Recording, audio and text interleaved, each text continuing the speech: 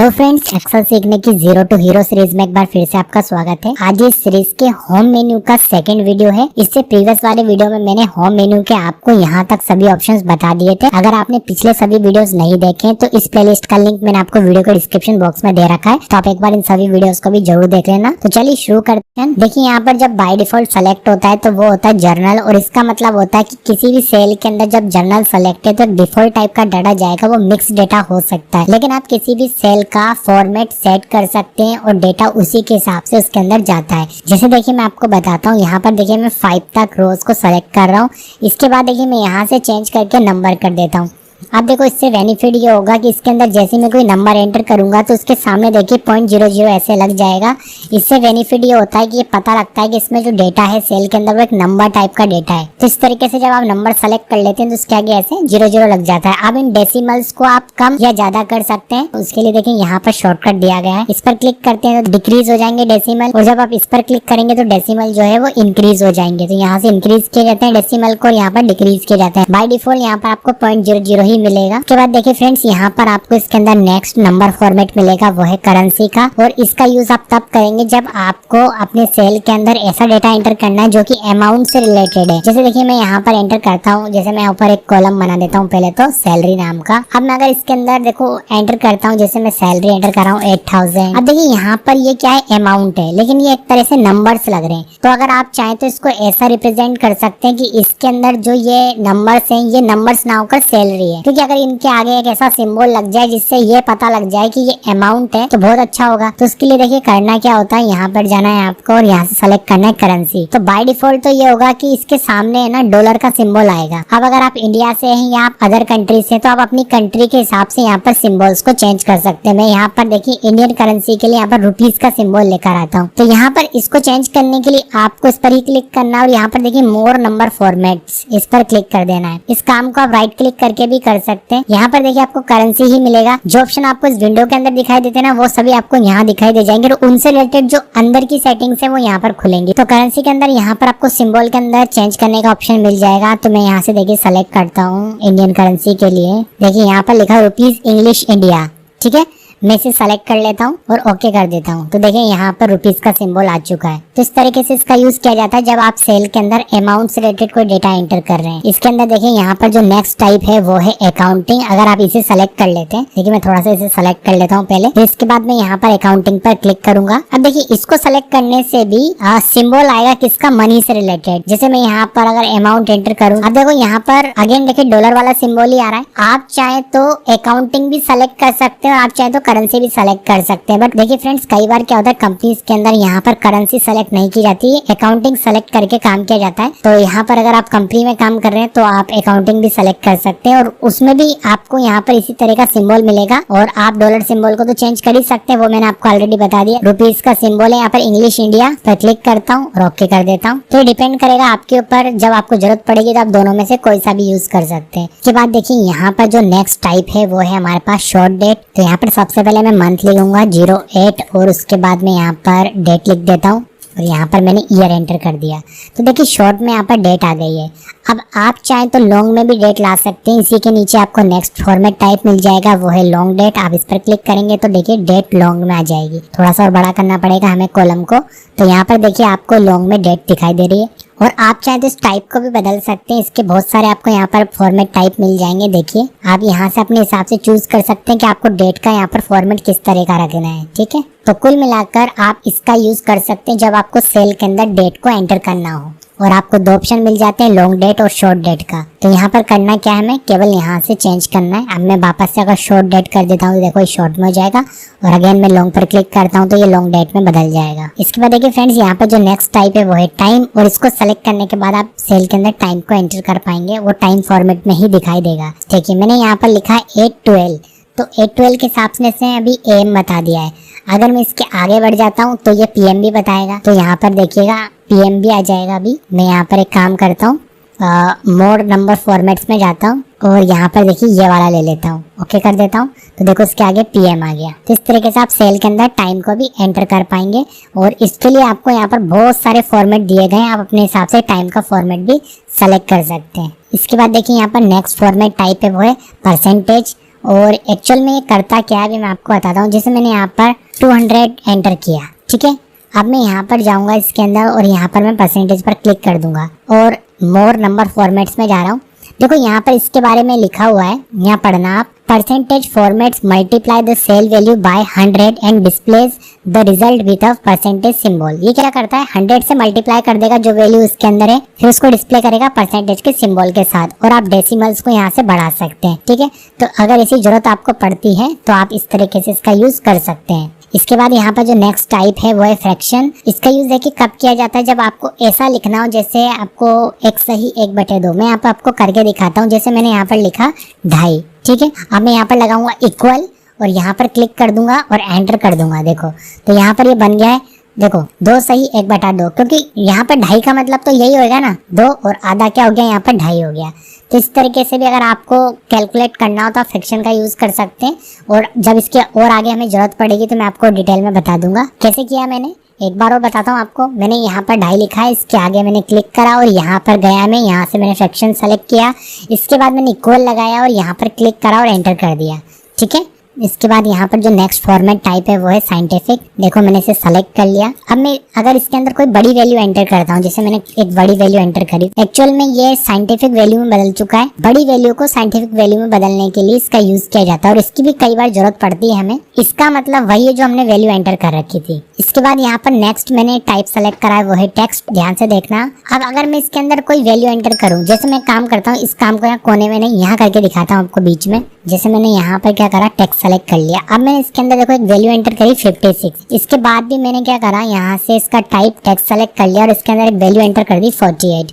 अब मैं चाहता हूँ यहाँ पर टोटल हो जाए, तो ये पॉसिबल नहीं है। क्यों नहीं है अभी आपको बताता हूँ। देखो मैं सम वाला फॉर्मूला चलाता हूँ और यहाँ पर इन दोनों को सेलेक्ट करता हूँ, ब्रैकेट क्लोज करता हूँ और एंटर कर देता हूँ। तो देखो यहाँ पर आउटपुट 0 आ रहा है, जबकि 0 नहीं आना चाहिए था। फॉर्मूला तो काम करना चाहिए था। फॉर्मूला इसलिए काम नहीं करा क्योंकि इन दोनों सेल का जो मैंने टाइप है ना वो टेक्स्ट कर दिया है। भले आपने इसके अंदर नंबर डाला हो, लेकिन जो टेक्स्ट है ना उसे कैलकुलेट नहीं किया जा सकता। इसलिए 56 और 48 कैलकुलेट नहीं हुए क्योंकि ये टेक्स्ट वैल्यू बन गई है। तो कुल मिलाकर जब आपको कुछ ऐसा करना हो कि फोर्सफुली नंबर को टेक्स्ट में बदलना हो, तब आप इसका यूज कर सकते हैं। इसके बाद देखिए हम इसका यूज तो कर ही रहते हैं, मोर नंबर फॉर्मेट्स। यानी जब आप इस पर क्लिक करेंगे तो उनसे रिलेटेड और अंदर की सेटिंग्स है ना वो खुल जाएंगे। आप एक बार उन्हें एक्सप्लोर करके देखना, आपको समझ में आ जाएगा। इसके बाद देखिए फ्रेंड्स, यहाँ पर एक स्टाइल वाली टैब है, ये काफी यूज में लाई जाती है। इसको बताने के लिए मैंने एक शीट बना रही थी, सीधे शीट पर चलते हैं। ओके, तो देखिए फ्रेंड्स, यहाँ पर मेरे पास एक फॉर्मेट है जिसके अंदर एम्प्लॉयज के नाम है और यहाँ पर उनकी मंथली सेल्स है कि उन्होंने कितनी सेल करी, तो उनका टारगेट कंप्लीट हुआ या नहीं उसके हिसाब से यहाँ पर उनको रिमार्क दिया हुआ है। जिनका टारगेट कंप्लीट नहीं हुआ उनके सामने नोट लिखा हुआ है, जिनका टारगेट कंप्लीट हो गया उनके सामने यस लिखा हुआ है। अब मैं एक्चुअल में आपको इनका यूज करके दिखाने वाला हूँ कंडीशनल फॉर्मेटिंग का, ठीक है। इसलिए मैंने यहाँ पर इस तरह की एक टेबल बनाई है और इस तरह का यहाँ पर डेटा मैंने एंटर करके रखा हुआ है। तो जरूरत पड़ने पर ही आप इनको यूज में ला पाते हैं। डेटा हमारे पास वैसा होना चाहिए। आप जाएंगे कंडीशनल फॉर्मेटिंग के अंदर और यहाँ पर आपको मिलेगा हाईलाइट सेल्स रूल्स और इसके अंदर आपको ये सभी ऑप्शन मिलेंगे। तो सबसे पहले हम यूज करेंगे ग्रेटर देन वाला। अब देखिए यहाँ पर मैं क्या कर रहा हूँ, आपको ग्रेटर देन वाला यूज करके दिखाऊंगा। तो एक काम करता हूँ, पहले मैं यहाँ से सेल्स को सेलेक्ट कर लेता हूँ ओनली।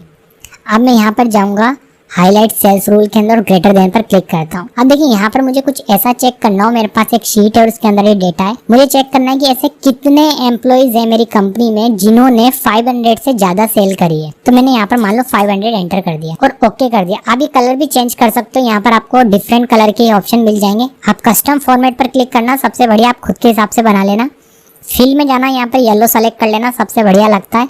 बॉर्डर वगैरह आपको लगाना हो तो आपकी इच्छा है। यहाँ पर फॉन्ट भी आप चाहो तो चेंज कर सकते हो।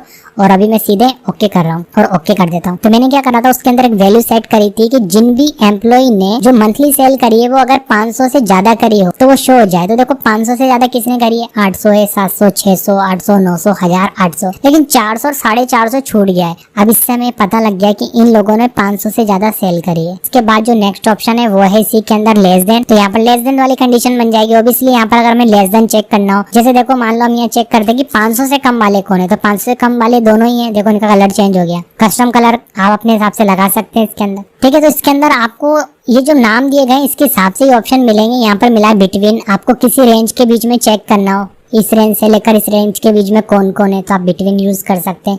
इक्वल के साथ चेक करना हो कि जैसे मान लो आपको देखना हो, मैं क्लिक करके दिखा देता हूँ आपको इक्वल कि ऐसा कौन सा एम्प्लॉय है जिसने 1000 की सेल करी हो। सीधे देखो यहाँ पर मैंने 1000 डाला, ओके कर दिया, तो हमें पता लग गया कि 1000 की सिर्फ केवल सेल एक ही व्यक्ति ने करी है। यहाँ पर एक काम करते हैं, पहले कंट्रोल जेड करते हैं। अब इस वाले कॉलम को सेलेक्ट कर लेते हैं, इसके डेटा को मैंने सेलेक्ट करा और यहाँ पर जाऊंगा मैं इसके अंदर और इस पर क्लिक कर दूंगा। क्लिक करने के बाद देखो यहाँ पर हमें स्पेशल चेक करना हो। यहाँ पर मैंने केवल 2 ही मार्किंग करे कि या तो नोट है या यस। अब मुझे ये चेक करना है कि नोट किस किस के सामने लिखा हुआ है। मैंने यहाँ पर NOT लिख दिया, यानी अब अगर मैंने नोट सेलेक्ट कर लिया है तो यहाँ पर उन एम्प्लॉइज के नाम अलग से शो होने लग जाएंगे। देखो उनके सामने नोट है ना, वो अलग कलर में आ गया, तो हमें क्लियर दिख जाएगा कि ये वो एम्प्लॉय है जिनका टारगेट कंप्लीट नहीं हुआ। अब मान लो ये चेक करना है कि वो एम्प्लॉय कौन से जिनका टारगेट कंप्लीट हो चुका है। मान लो मिक्स डाटा है पूरा, ये अभी तो छोटी सी शीट है, थोड़ा सा डाटा है, आपको इजिली दिख रहा होगा, लेकिन जब डाटा बहुत ज्यादा होता है तो ऐसे फाइंड करना बहुत मुश्किल होता है क्योंकि मिक्स होता है ना, इसलिए। तो यहाँ पर हम इसकी हेल्प लेंगे और यहाँ पर इस पर क्लिक करेंगे। देखिए टेक्स्ट डेट कंटेंट्स, और यहाँ पर मैं यस कर दूंगा। और एक काम और करता हूँ, इस बार कलर चेंज कर देता हूँ ताकि थोड़ा सा डिफरेंट दिखाई दे। और यहाँ पर मैं जाऊँगा फिल के अंदर और कलर येलो ले लेता हूँ, ओके कर देता हूँ, ठीक है। तो यहाँ पर मुझे क्लियर पता लग गया है कि ये वो एम्प्लॉय जिनका टारगेट कंप्लीट हो चुका है। ऐसे फ्रेंड्स आप क्या कर सकते हैं, किसी भी डेट के हिसाब से फाइंड कर सकते हैं। यहाँ पर अगर आपको चेक करना हो कि कल की डेट, परसों की डेट में वो काम हुआ कि नहीं हुआ, तो अगर आपके पास डेटा है तो एक बार आप चेक करके देखना। इसके बाद आपको यहाँ पर नेक्स्ट ऑप्शन मिलेगा, वो है डुप्लीकेट वैल्यूज का। अगर आपको डुप्लीकेट वैल्यूज फाइंड करना है तो आप कर सकते हैं। तो यहाँ पर डुप्लीकेट देखिए बहुत सारी थी, तो इस वाले कॉलम में तो बता दिया इसने डुप्लीकेट है, तो डुप्लीकेट के लिए यूज में लाया जाता है वो। इसके बाद देखिए कंडीशनल फॉर्मेटिंग के अंदर ही आपको नेक्स्ट ऑप्शन मिलेगा टॉप बॉटम्स रूल के नाम से, और यहाँ पर आप कुछ ऐसा कर सकते हैं, टॉप 10 आइटम्स। अब टॉप 10 कौन हुआ? टॉप 10 एक्चुअल में टोटली तो 10 है। अब मैं इसमें से काम करता हूँ, टॉप 5 ढूंढ लेता हूँ। डेटा कम है ना हमारे पास, इसलिए टॉप 5 कर लेता हूँ। अब टॉप 5 मैंने करा तो टॉप 5 पे कौन आ रहा है? रोहित आ रहा है, एंथोनी आ रहा है, अजय आ रहा है और यहाँ पर पायल आ रही है, ठीक है, और एक मोनिका भी आ रही है। तो टॉप 5 मैंने ढूंढ लिया। कलर आप चेंज कर ही सकते हैं, जो मैंने ऑलरेडी आपको बता दिया। तो यहाँ पर इस तरह से आप कंडीशनल फॉर्मेटिंग लगा सकते हैं। अब परसेंटेज वाइज आपको लगाना है तो ये भी ऑप्शन है यहाँ पर, टॉप 10%। तो टॉप 10 में तो देखिए यहाँ पर ये आएगा एक। इस तरह के आप परसेंटेज वाइज भी चेक कर सकते हैं, इसके अंदर है, ठीक है। और आप बॉटम आइटम्स देखना हो, बॉटम में से आपको चेक करना हो कि टॉप 5 कौन है बॉटम से, ठीक है। तो ऑब्वियसली वो तो होंगे ही कौन, ये जिनकी भी सेल कम है, ये सब टॉप 5 में ही आते हैं। अगर आपके पास एक ऐसी शीट है जिसके अंदर स्टूडेंट्स के मार्क्स से रिलेटेड एंट्री है तो उस पर बहुत अच्छे से काम करेगा। ऐसे आप बॉटम से यहाँ पर परसेंटेज वाइज चेक कर सकते हैं। ऐसे आप एबव एवरेज के हिसाब से चेक कर सकते हैं। ऐसे बिलो आप क्या कर सकते हैं, एवरेज के हिसाब से चेक कर सकते हैं। तो यहाँ पर अगर आपका शीट में ऐसा डेटा है तो आप इसका यूज कर सकते हो। और जब आप किसी कंपनी में काम करेंगे, आपका डेटा होगा तो आप डेफिनेटली इसको यूज में ले लेंगे, इतना ज्यादा टफ नहीं है ये। इसके बाद आ जाता है डेटा बार, और यहाँ पर देखिए मैं अगर डेटा बार्स में जाता हूँ, एक कलर सेलेक्ट करता हूँ कोई सा भी, यहाँ से स्टाइल सेलेक्ट कर लेता हूँ, जिसे मैंने फर्स्ट वाला सेलेक्ट करा। तो यहाँ पर आप नोटिस करेंगे जो बार्स है ना वो सेल्स के हिसाब से आ रही है। देखिए 1000 जिसकी सेल थी उसका जो ग्राफ है ना वो बहुत अंदर तक है, ठीक है। तो इस तरीके से भी आप अपनी शीट के अंदर डेटा को रिप्रेजेंट कर सकते हैं। अच्छे से कंडीशनल फॉर्मेटिंग लगा सकते हैं, डेटा बार शो कर सकते हैं। अलग अलग कलर्स की मिल जाएंगी आपको यहाँ पर, ठीक है। आप चाहो तो अपने खुद के रूल्स भी बना सकते हैं इसके अंदर। इसके बाद इसके अंदर कलर स्केल्स के ऑप्शन मिल जाएंगे। यहाँ पर देखिए आपको काफी सारे ऑप्शन मिलेंगे इसके अंदर, उस हिसाब से यहाँ पर चेंज होता जा रहा है। ऐसे आपको आइकन सेट्स के अंदर यहाँ पर काफी सारे आइकन मिल जाएंगे। जैसे मैं आपको देखो फर्स्ट वाला लेके दिखाता हूँ। अब देखो इससे आप समझ जाओगे, जिनकी सेल डाउन है उनके एरो नीचे की तरफ है, जिनकी सेल ठीक ठीक है उनके एरो ऐसे हैं, और जिनकी सेल अच्छी है उनके एरो ऊपर की तरफ है। तो यहाँ पर आपको काफी सारे ऑप्शन मिलेंगे इसके अंदर, आप जैसा भी चाहे अपने हिसाब से ले सकते हैं। यहाँ पर देखो सिग्नल्स के हिसाब से लेना है तो वो भी है, जिनके सेल ज्यादा है उनके सिग्नल फुल आ रहे हैं। तो यहाँ पर आपको काफी ऑप्शन मिलेंगे, जैसे आपको जरूरत पड़े फ्यूचर में आप अपने हिसाब से इसको यूज में ले लेना। अब देखिए फ्रेंड्स, यहाँ पर मैं आपको एक न्यू रूल खुद से बनाकर दिखाता हूँ। इसके लिए मैंने यहाँ पर कंडीशनल फॉर्मेटिंग पर क्लिक करा और यहाँ पर न्यू रूल पर क्लिक करता हूँ, और यहाँ पर लोएस्ट वैल्यू सेलेक्ट है, यहाँ से मैं नंबर सेलेक्ट कर देता हूँ और यहाँ पर मैं 1000 एंटर कर देता हूँ। सबसे ज्यादा वैल्यू मेरे पास 1000 ही है, मैंने यहाँ पर 1000 सेलेक्ट कर दिया। यहाँ से कलर सेलेक्ट कर देता हूँ कोई दूसरा, और देखिए ओके करता हूँ। तो जो मैंने वहाँ पर रूल सेट करा था 1000 के लिए, तो यहाँ पर वो अलग से हाईलाइट हो रहा है, बाकी का कलर अलग चेंज हो गया है। तो इस तरीके से आप खुद का रूल बना सकते हैं और उसी हिसाब से शीट में जो डेटा है वो हाईलाइट होगा। इसके बाद आपको यहाँ पर क्लियर रूल्स का ऑप्शन मिल जाएगा, आप रूल्स को क्लियर कर सकते हैं जो भी आपने बनाए थे। मैनेज रूल पर क्लिक करेंगे तो जो भी आपने रूल्स बनाए थे वो सभी आपको यहाँ पर दिखाई दे जाएंगे। आप डायरेक्ट अप्लाई भी कर सकते हैं और यहाँ से रूल को डिलीट भी कर सकते हैं, ठीक है। डिलीट मैंने यहाँ पर सभी रूल्स को कर दिया जो भी मैंने पहले बनाए थे। ओके, तो इसके अंदर यह सभी ऑप्शंस थे। इसके बाद नेक्स्ट ऑप्शन है हमारे पास वही फॉर्मेट एज ए टेबल का, और यहाँ पर आप अपनी टेबल को यहाँ से बनी हुई स्टाइल में फॉर्मेट कर सकते हैं। जैसे मैं देखिए सेलेक्ट करता हूँ और यहाँ पर फॉर्मेट एज ए टेबल पर क्लिक करता हूँ। यहाँ पर देखो आपको काफ़ी सारे फॉर्मेट मिल जाएंगे। जैसे मैं एग्जांपल के लिए ये वाला ले लेता हूँ, ओके करता हूँ, तो देखिए उसके हिसाब से फॉर्मेट हो गया है और यहाँ पर फिल्टर वगैरह अप्लाई हो गया है। अभी आगे चल के मैं आपको फिल्टर का यूज़ करना बताऊँगा। तो इस तरीके से आप फास्ट अपनी टेबल को फॉर्मेट कर सकते हैं। यहाँ से न्यू टेबल स्टाइल, इसके अंदर आपको और भी टेबल की स्टाइल मिल जाएगी, आप यहाँ से चेंज कर सकते हैं। न्यू पायोट टेबल स्टाइल, तो पायोट टेबल मैं आपको इंसर्ट मेन्यू में बताऊंगा, तब आपको ये और अच्छे से समझ में आ जाएगा। फिलहाल अभी मैंने आपको पायोट टेबल नहीं बताया, इसलिए मैं इसे रहने देता हूँ। तो कुल मिलाकर फॉर्मेट एज ए टेबल का यूज़ आप फास्ट अपनी टेबल को फॉर्मेट करने के लिए कर सकते हैं। ओके करता हूँ, देखो टेबल उसी हिसाब से फॉर्मेट हो गई है जैसा मैंने यहाँ से फॉर्मेट सेलेक्ट करा। इसके बाद अगर आप यहाँ पर कोने पर क्लिक करते हैं तो आपको सेल की और भी स्टाइल मिल जाएगी। जैसे यहाँ से मैं लिंक्ड सेल पर क्लिक करता हूँ। अब मैं अगर इसके अंदर डेटा एंटर करूंगा तो देखो उसी तरह का दिखाई देगा जैसा मैंने सेल के स्टाइल को सेलेक्ट करा था। इसके बाद देखिए फ्रेंड्स, यहाँ पर जो नेक्स्ट ऑप्शन है वो है इंसर्ट, डिलीट और फॉर्मेट। यहाँ पर इंसर्ट के अंदर चलते हैं हम और सबसे पहले देखेंगे इंसर्ट सेल का यूज़। अब मान लो आपको किसी भी फॉर्मेट के अंदर, जैसे आपने फॉर्मेट बना रखा हो, इसके अंदर अगर आपको कहीं भी सेल चाहिए, जैसे मुझे इसके यहाँ पर सेल चाहिए, ठीक है, यहाँ पर, तो मैं यहाँ पर इंसर्ट में जाऊँगा, सेल पर क्लिक करूँगा और इसके अंदर भी आपको ऑप्शन मिलेगा कि आपको सेल को कहाँ इंसर्ट करना है। तो यहाँ पर फर्स्ट ऑप्शन है आपके पास shift cells right, right side में आप सेल्स को शिफ्ट कर सकते हैं। ओके करता हूँ, तो देखिए राइट साइड में आ गई। यहाँ पर डाउन में क्लिक करते हैं, देखिए शिफ्ट सेल डाउन, तो यहाँ पर देखिए डाउन में चला गया, एक नई सेल आ गई और यहाँ पर डेटा जो है वो आगे खसक गया। तो इस तरीके से आप सेल बना सकते हैं कहीं भी अगर आपको बीच में जरूरत पड़ रही है तो। ऐसे आप यहाँ पर रोज भी इंसर्ट कर सकते हैं और कॉलम भी इंसर्ट कर सकते हैं और शीट को भी इंसर्ट कर सकते हैं। तो यहाँ पर देखिए इंसर्ट शीट रो। अब आपको अगर कहीं भी बीच में एक रो चाहिए, जैसे मान लो आपको यहाँ पर बीच में एक एंट्री करनी है, आप यहाँ पर इंसर्ट शीट रोज पर क्लिक करेंगे तो देखिए एक नई रो बन जाएगी। ऐसे अगर आपको बीच में कॉलम चाहिए तो आप कॉलम भी ले सकते हैं। यहाँ से आपको इंसर्ट शीट कॉलम्स पर क्लिक करना है तो देखिए यहाँ पर एक नया कॉलम बन गया। कंट्रोल जेड करके मैं वापस पहले जैसा कर देता हूँ। तो इसका यूज कब किया जाता है, जैसे हम कई बार फॉर्मेट बना लेते हैं और उसके अंदर हमें कुछ चेंजेस करना होता है या तो नया कॉलम जोड़ना है, नई रो जोड़नी है, तब आप इसका यूज कर सकते हैं। अभी आप देखेंगे यहाँ पर sheet 1, sheet 2, sheet 3, sheet 4, sheet 5 है। अगर आपको शीट भी इंसर्ट करनी है तो आप इंसर्ट शीट पर क्लिक करेंगे तो देखो यहाँ पर एक नई शीट आ गई है। इसे चाहूँ तो मैं लास्ट में रख सकता हूँ, जो कि मैंने ड्रैग करके रख दिया है, और आप चाहो तो यहाँ पर प्लस बटन पर क्लिक करके भी नई शीट को इंसर्ट कर सकते हैं। इसके बाद डिलीट का ऑप्शन है, देखिए नाम से पता लग रहा है डिलीट, क्योंकि डिलीट करने के लिए यूज में लाएगा। इसके बाद जो अगला ऑप्शन है वो है डिलीट का, और इसके अंदर डिलीट करने वाले ऑप्शन है, जैसे आपको किसी सेल को डिलीट करना है, आप क्लिक करोगे, अगेन वो आपसे पूछेगा लेफ्ट में डिलीट करना है, अप में करना है, रो में करना है, कॉलम में करना है, तो आप यहाँ पर सेलेक्ट करना, आपका जो सेल है वो डिलीट हो जाएगा। सेम आप किसी भी रो को डिलीट कर सकते हैं, जैसे मेरे को ये वाली एंट्री डिलीट करनी है, ठीक है, मैंने क्लिक करा, डिलीट शीट रो पर क्लिक करा, देखो वाली एंट्री डिलीट हो गई है, पूरा जो डेटा था रो का वो डिलीट हो चुका है। बट मैं कंट्रोल जेड कर देता हूँ। सेम आप अगर चाहो तो कॉलम को भी डिलीट कर सकते हैं, जैसे मैं इस कॉलम को डिलीट करना चाहता हूँ, मैंने इस पर क्लिक करा और यहाँ पर डिलीट शीट कॉलम्स, इस पर क्लिक करा, 2 ही कॉलम रह गए यहाँ पर।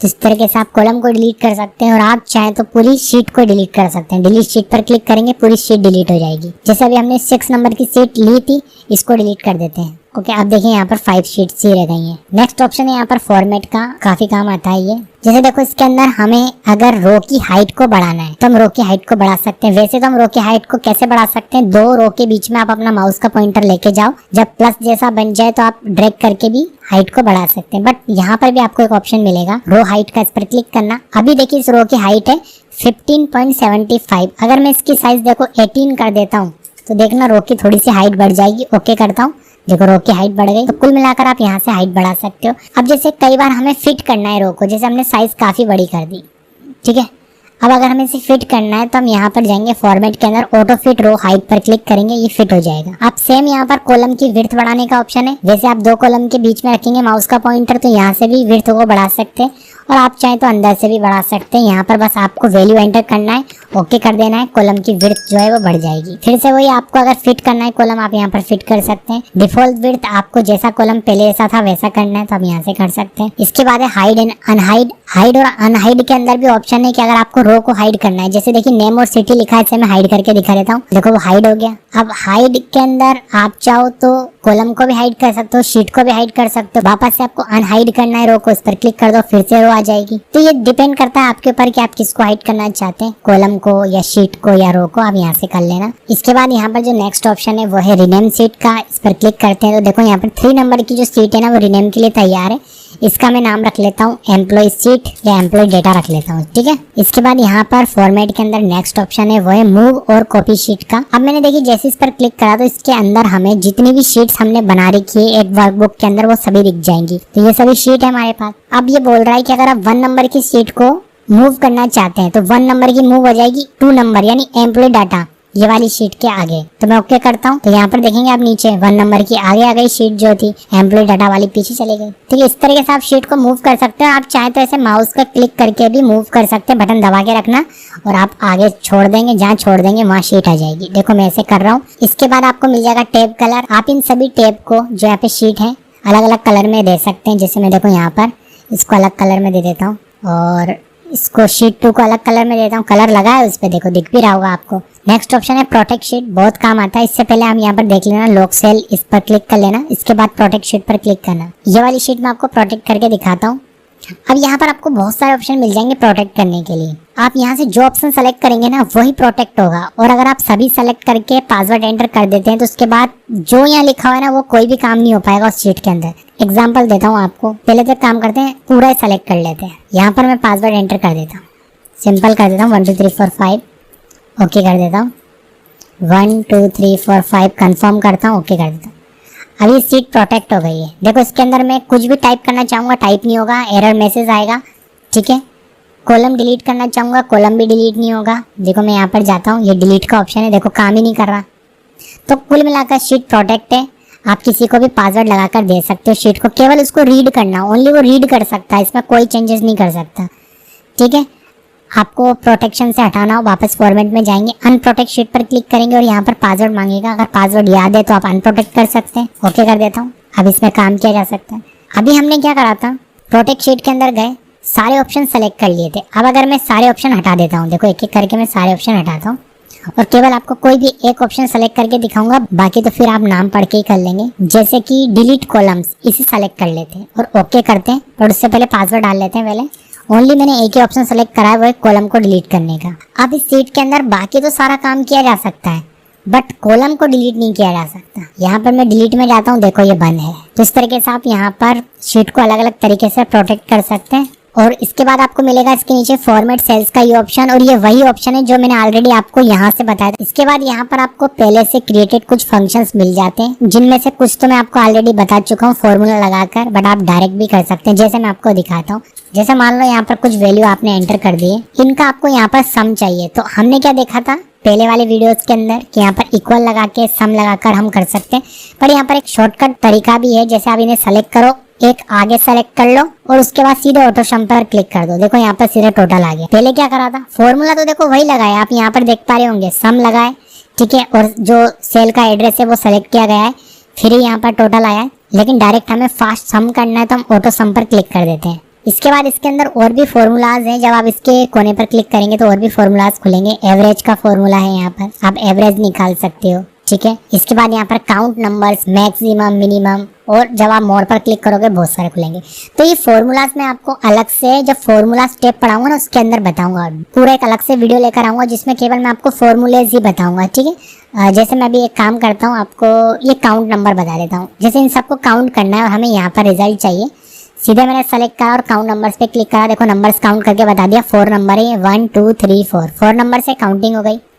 जैसे मैक्सिमम, मिनिमम में इन सब में से बड़ा मुझे नंबर ढूंढना है, सेलेक्ट करा मैंने और मैक्स पर क्लिक कर दिया, तो इन सब में से बड़ा नंबर कौन सा 15 है, वो आ गया। सबसे छोटा नंबर फाइंड करना है, एक आगे सेलेक्ट कर लो बस, ताकि रिजल्ट वहां पर शो हो पाए।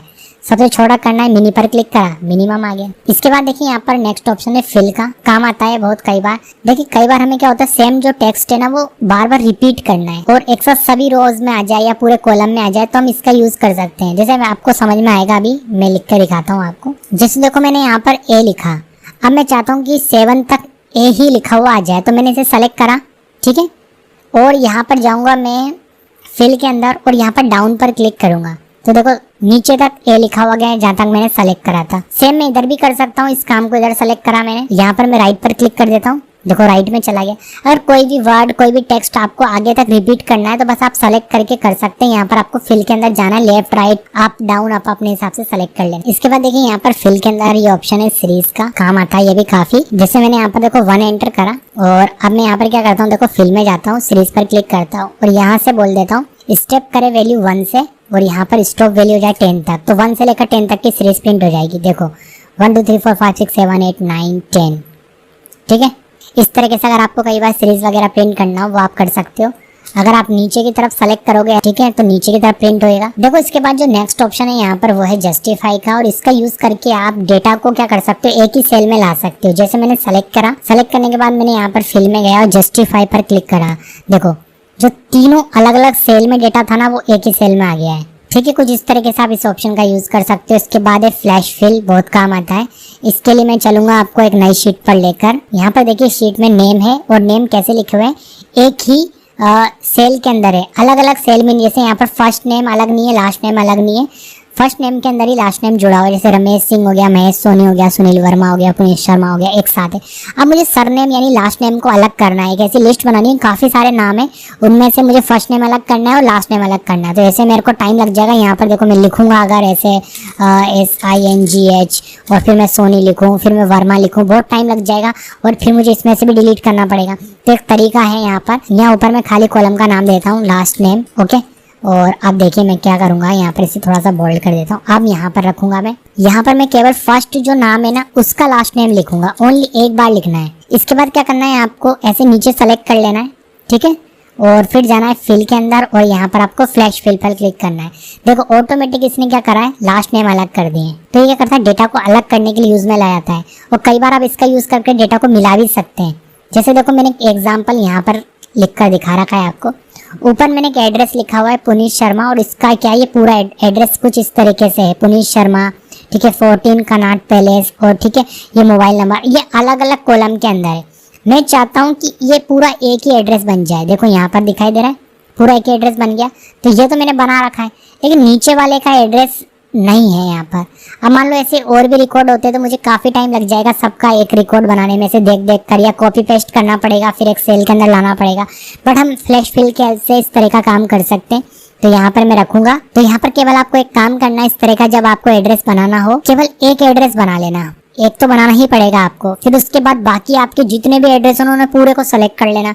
मेरे पास केवल एग्जाम्पल में एक ही है तो मैं नीचे एक सेलेक्ट करूंगा और यहाँ पर मैं देखो आपको बनाकर दिखाऊंगा। सीधे मैं फिल में जा रहा हूँ, यहाँ पर फ्लैश फिल पर क्लिक करूंगा। देखो दूसरे का एड्रेस भी बन गया। देखिए कितना फास्ट ये काम हुआ है। अगर ये काम हम मैनुअली करने बैठते तो काफी टाइम लग जाता। इसके बाद यहाँ पर अगला ऑप्शन है शॉर्ट एंड फिल्टर का। तो इसके लिए हम चलते हैं शीट नंबर 5 के अंदर, और इसके अंदर देखिए ये सारे नेम्स हो गए हमारे और ये सिटीज, ठीक है। अब यहाँ पर करना क्या है, हमें शॉर्ट एंड फिल्टर पर क्लिक करना है। तो यहाँ पर देखिए मैं शॉर्ट एंड फिल्टर में जाऊंगा और सबसे पहले मैं आपको फिल्टर बताता हूँ, ये भी बताऊंगा अभी मैं आपको, पहले फिल्टर बता देता हूँ, ठीक है। फिल्टर पर क्लिक करता हूँ। तो फिल्टर पर क्लिक करते देखिए यहाँ पर इस तरीके से आपको दिखाई देगा कुछ। सबसे पहले हम सिटी वाइज फिल्टर करते हैं।